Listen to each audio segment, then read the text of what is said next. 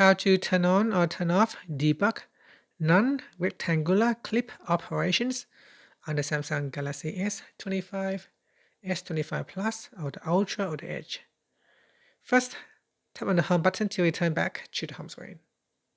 Then from the home screen, swipe down at the top to open up quick settings. In here, tap on the settings icon.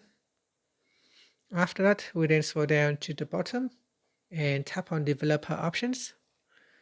From here, scroll down, then tap on debug non-rectangular clip operations. Now to turn on, you can select draw non-rectangular clip region in blue.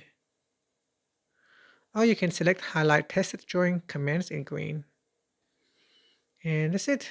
Otherwise, we can select off to switch it off. Finally, tap on the home button to return back to the home screen.